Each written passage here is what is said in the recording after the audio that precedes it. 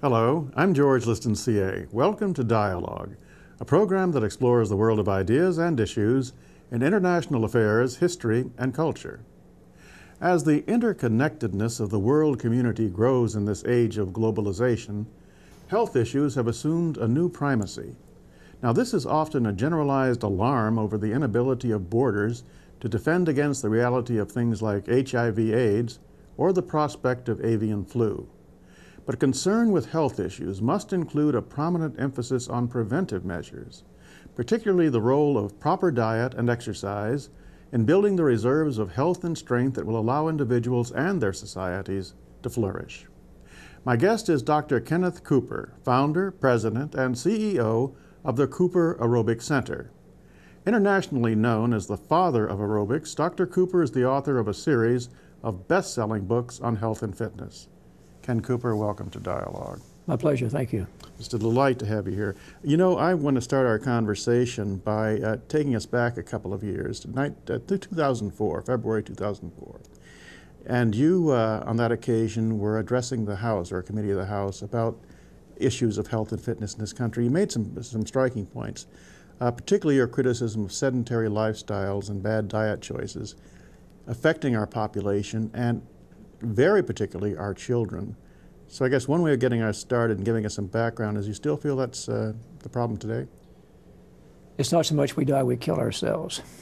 The philosopher Peggy once said, when a man dies, he dies not so much of the disease he has, he dies of his entire life. Keep that in mind.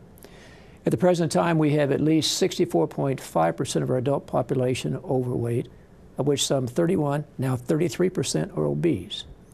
This year, we can lose about 127,000 people, we will, 2006, just because they're obese.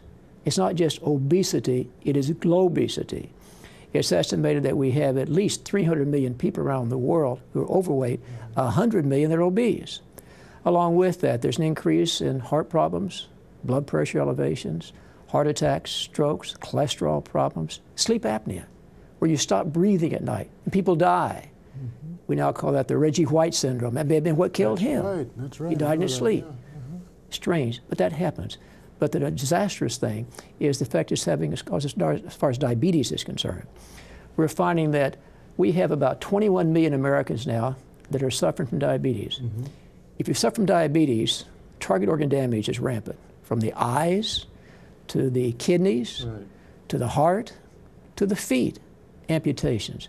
Of those 21 million, at least 90% are adult onset diabetes, the result of being fat and unfit. Not only are we seeing this in adults, we're beginning to see this in children. In the last 20, 25 years, we've almost doubled or tripled the number of children in this country up to 19 years of age that are overweight. Along with that, we're seeing things we never saw before. That is children 9, 10, 11 years of age who are coming down with adult onset diabetes, type 2 type of diabetes. By the time they're 15 years of age, it's been estimated that they'll shorten their lifespan by 17 to 27 years, meaning this may be the first generation in which parents outlive the children. You know, that's an astounding answer, quite frankly. I mean, I'm just digesting it as you gave it to me. My shorthand for that as a layperson, Ken, that's an epidemic, a global epidemic. I mean, those percentages are enormous. And the effects, as you emphasize, are a life pattern leads to this, not just a single incident. We do this to ourselves over a lifespan. It is. And I'm convinced we'll never get ahead in America in controlling the cost of health care around the world until we start taking personal responsibility for our health.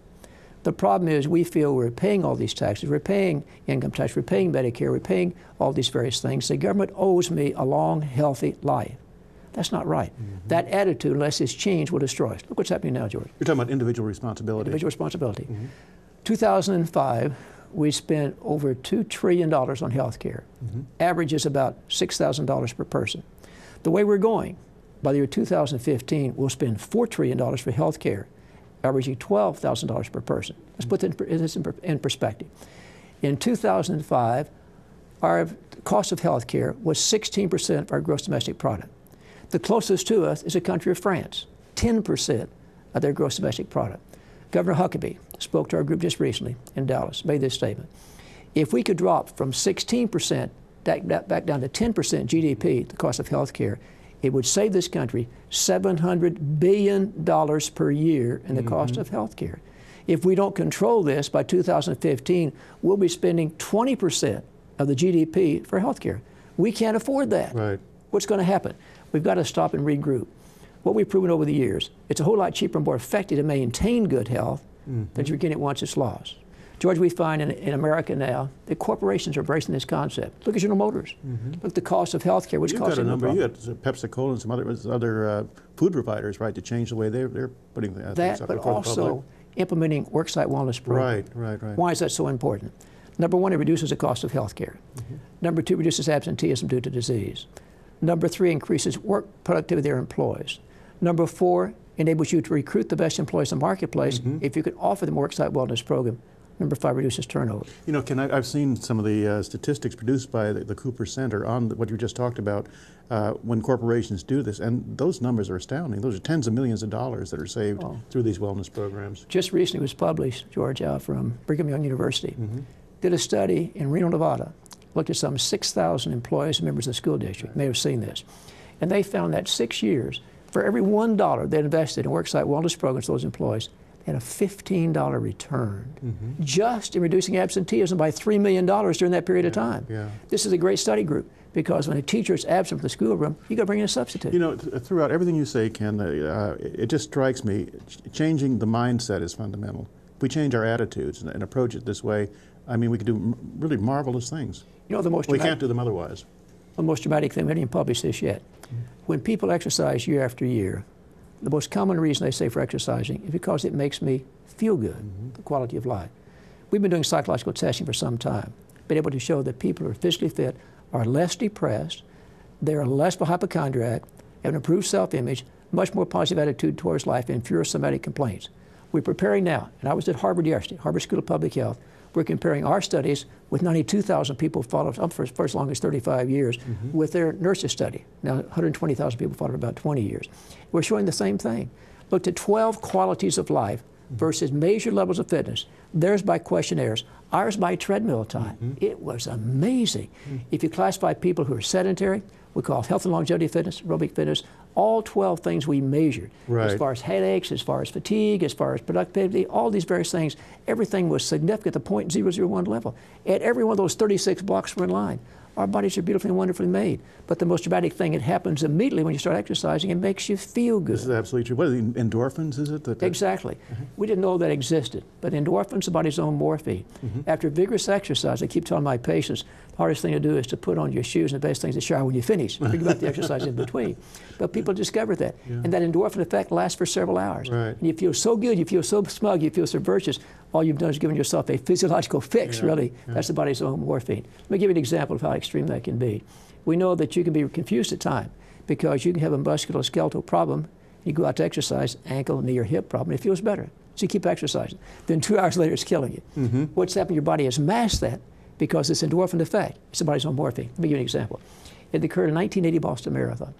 A 39-year-old clerk had qualified for the Boston Marathon by running 2 hours and 50 minutes. He recalls the excitement of that day, along with 9,600 runners. They started Hopkins, Massachusetts. I've run it twice, so I'm talking about. And off he ran for the first 7 miles at Framingham Point. He got to that point, he thought he stepped on a twig or a stick. He heard something snapped. Looked back, he didn't see anything. Oh, no, I don't. Then it hit him, which is what I'm going to say. It hit him. He almost fell to the pavement, but he didn't. He regained his balance, and for the next 19 miles, listen to this, he averaged better than 7 minutes a mile for the next 19 miles, better than 6:30 miles, what he did. He crossed the finish line, a record time, personal record time of 2 hours and 47 minutes. And as soon as he crossed the finish line, he relaxed. He felt the pavement. They took him out of the hospital. He was in surgery for several hours as they put an intermediary pin through his fractured femur. I know, I could see that coming. He had run 19 miles on a broken leg. You might ask, well, how could he do that? The obvious answer is stupidity. So the answer is his thigh muscles were so strong, they split the broken bone. His endorphin levels were so high, he didn't feel the pain. Again, that speaks powerfully to the power of endorphins. It does. Something we can produce within ourselves.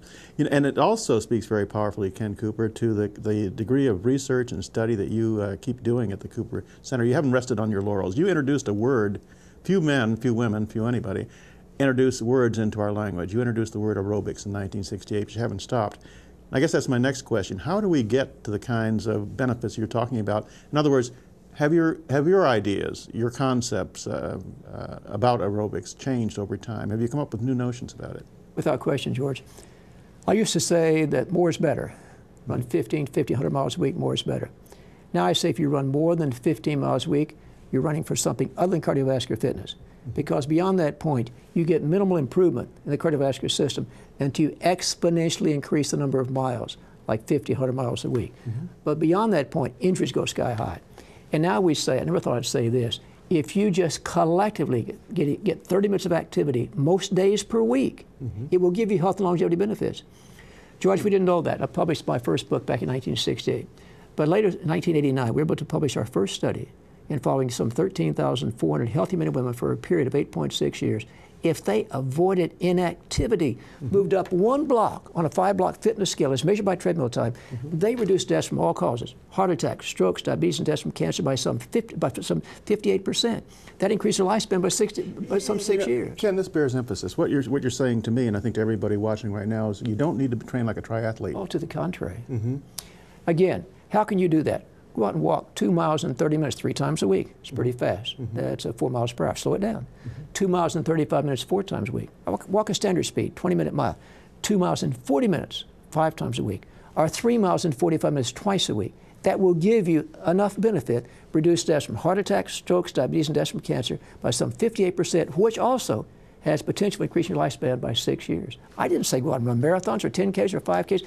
That's the most dramatic thing we've changed since 1968. That's astounding. I mean, that literally is astounding to me, and hopeful, very hopeful. What would you say to a person, Ken Cooper, who said to you, well, that's all very well and good, Dr. Cooper, but gee, I'm in my 50s now, I've never done this, I'm a little ill, I got this problem, that problem. It's too late for me to start.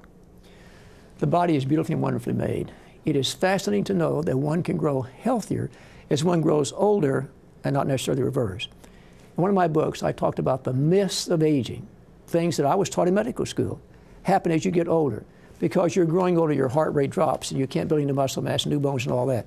There are 12 of them. These aren't facts. These are myths. I've been taught over the years. And we've found even past 90 years of age, you can still build up muscle mass and improve bone strength. Past 90 years of age. It's amazing. I had a man the other day. His name is George Blair. He's been my patient for many years. He did very well on the treadmill. And just a few days before, he was skiing exhibitions down in Florida at Cypress Springs. Now, he's been doing this for a long time. He skis on 1 foot barefooted, holding the grip in his mouth. In February this year, he celebrated his 92nd birthday. That's wonderful. He's seen him on television. He goes by the nickname Banana George Blair. Let me give you another example. One of my great patients, Fan Bino, been a patient of mine for 25 years. This last summer, she set a world's record for the 3,000-meter walk-run over in Spain for women over 85 years of age. Because you see, she's 87 and a half years of age. She sent me the nicest letter. And said, Dr. Cooper, because of you, I forgot to grow old. That's sweet. I'd like to send you that same letter. Tell me, Ken, is walking as good as running? In the aerobics books published in 1968, when I coined the word, we've 18 books since then, there are 41 different exercises that qualify as being aerobic, for which you get aerobic points. Is one. Pardon me? I hope swimming is one. Number 1 is cross-country skiing. All right. Most highly conditioned athletes in the world, aerobic speaking, cross-country skiers. Number 2, you got it, swimming. Number 3, jogging or running. Number 4, cycling. Number 5, walking. On down the list, you find aerobic dancing, you find competitive sports, 41 different exercises. Where there's the will, there's the way. And it's never too old to get started. That's the exciting thing. I'm glad we're talking about this. I really am. And I think everyone watching is too. Let me ask you this, because this is a word that we're all seeing everywhere, maybe in good context and bad, and you can straighten it out for us.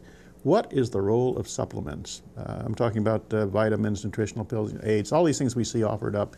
Are they good, they bad, or how should they be used? When I started working in this field some 36 years ago, I needed to bridge the gap between fadism and scientific legitimacy using exercise and practice of medicine. No one argues now. Our data is so overwhelming, we published over 600 papers, no one argues with us. We're trying to do the same thing now with vitamins. I've been involved in this research now for 7 years. Looked at supplementation. Value, not value. Dangerous, increased death, reduced death. It's still in a big quandary. For many years, because of DSHEA, the Dietary Supplement Health Education Act of 1994, the vitamin industry was uncontrolled. You buy a bottle of vitamins, you had no idea what it contained. What it contained may or not be what's on the label. And the FTC had no control over what they said about the vitamin unless it killed somebody. That was changed as of January 2006. And now we know all products must have on the label what they have in the product. That's been changed. All right, we've been doing our research now. We've published several major articles now in peer-reviewed scientific journals. One we've been looking at, because two new coronary risk factors are homocysteine and C-reactive protein. What are they? Homocysteine is a breakdown of the amino acid methionine. You find primarily in red meats and dairy products. So the harmful effect of red meats and dairy products may not be the saturated fat and cholesterol. It may be the methionine that's broken down to homocysteine that carries with an increased risk of heart attacks, strokes, Alzheimer's disease, colon cancer, and osteoporotic fractures of the hips. If that homocysteine level is above 10, increased risk. Second thing, C-reactive protein. That's a measure of inflammation of the body. A study by Ridker at Harvard showed that women have a very good cholesterol, but have a high C-reactive protein. It doubled the risk of a heart attack within 5 years. Why is that so important with vitamins? Because the study we've done, double-blind clinical trial, and we spent over $1 million in this project. We paid for ourselves. You can't get any government support for this yet.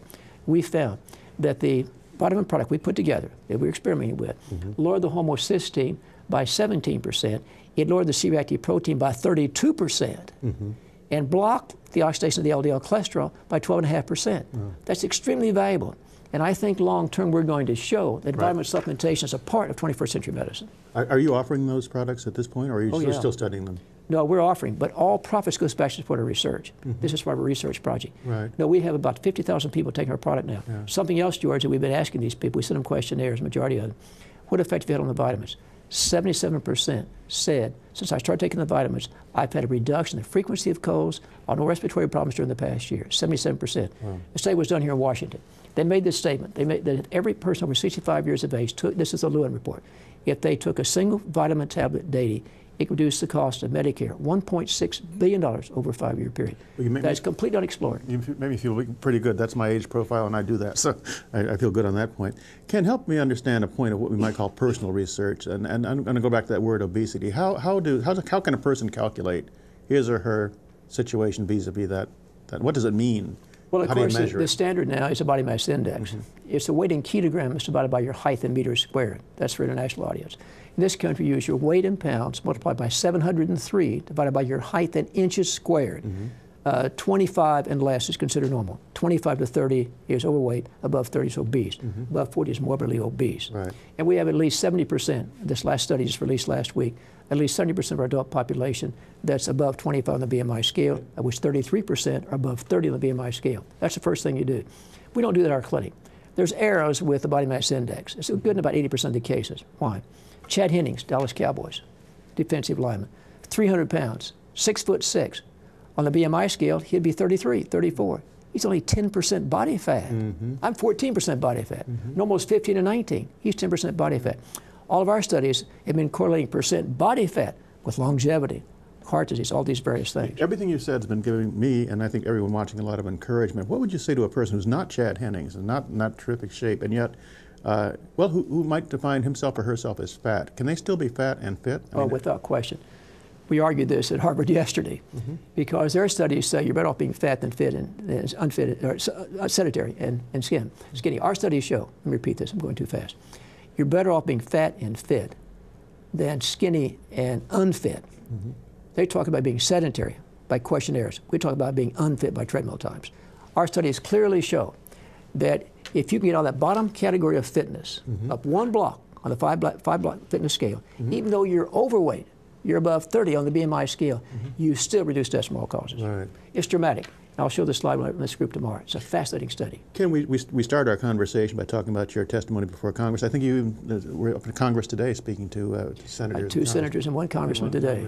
And that the first appearance was about children. I'm sure you probably spoke about our kids today.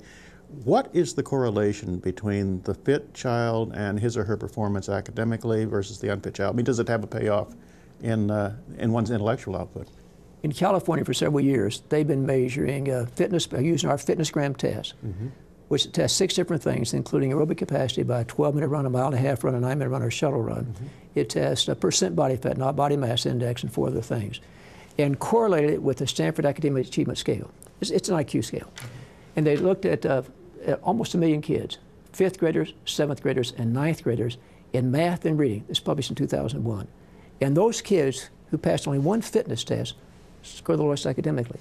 Those who passed all 6 of the fitness tests scored the highest academically. Direct correlation. And perfect relationship in between. And guess where you found the fat kids? Passing 1, 2, or 3 of the fitness tests. George, what are we growing in this country?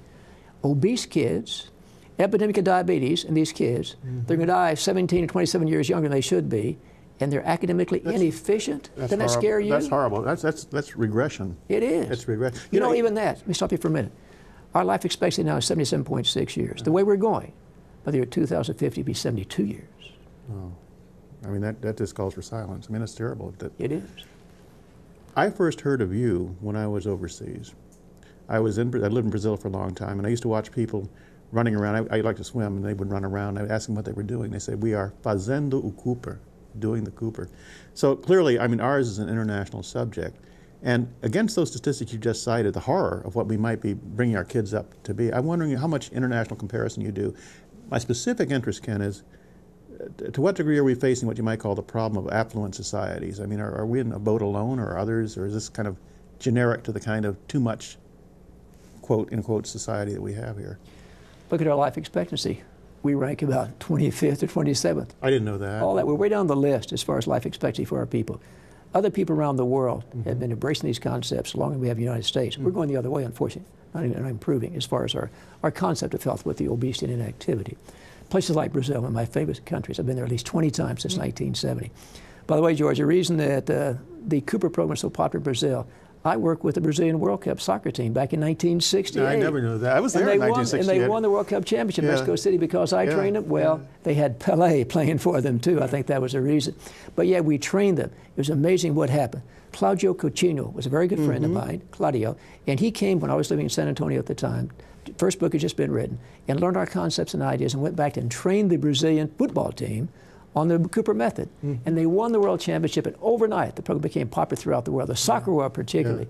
And they couldn't translate the word aerobics, so in Portuguese, so they called it doing the Cooper. That's how all that started. You don't need me for a witness, but I was there and I saw that. I saw the effect it had on the country. It's absolutely electric, you know. And I didn't know that you were that. I go down there once every year, or sometimes twice a year.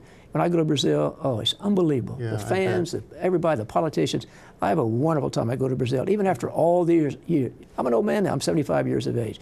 Still keep myself in good shape until I broke my leg skiing last year. It slowed me down some. But I'm invited to go back to Brazil again this summer to speak for a World Congress of Cardiology.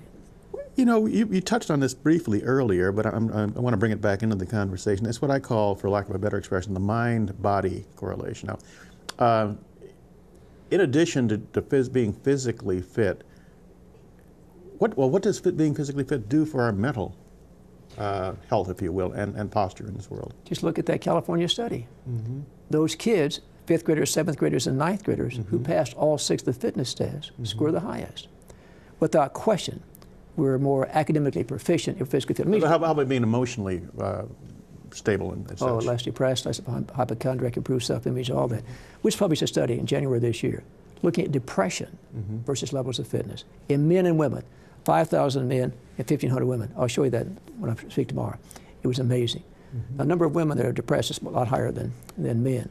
But yet in both groups, if the people were in high level of fitness, depression level was low. Bottom category of fitness, it was high, and women much higher than men. Right. So depression directly relates to exercise. Done a study with Southwestern Medical School, already published on this. Moderate levels of depression can be just effectively treated with exercise as they can with Prozac. Really? Yes. No, that's good to know. That's not good. The pharmaceutical countries don't like to. No, they don't like to hear that, but that's good for the rest of us to know. This is true, and we can show that people do become less depressed. But you know, a study was done recently in which they looked at the blood circulation of the brain following exercise, and immediately following exercise, guess what segment of the brain had the greatest blood flow to it? Right. Yeah. Your section where you're responsible for creativity, new ideas and concepts. Oh, that makes sense. Doesn't it? Yeah. You're a runner, you're an exerciser, I am too. And when am I most creative and productive? When I exercise, when I walk, when I shower. It cleans. I never knew that before. I'm a swimmer, and I do that in the pool. And I always say people should pay for my pool time. That's where my thinking is. Same with me when I'm walking or running. I run by myself, exercise by myself, and I create ideas and concepts, and I resolve problems while I'm exercising. Absolutely. You know, you know what I'm talking about. Yeah. The viewing audience, if they aren't exercising, have no idea what we're talking about. George, I've had dozens and dozens of letters over the years. People tell me, I wish I'd known 20 years ago how much better I could feel. Right. I thought I felt good then. Well, that's the biggest message I think you're giving us. Well, one of the biggest messages.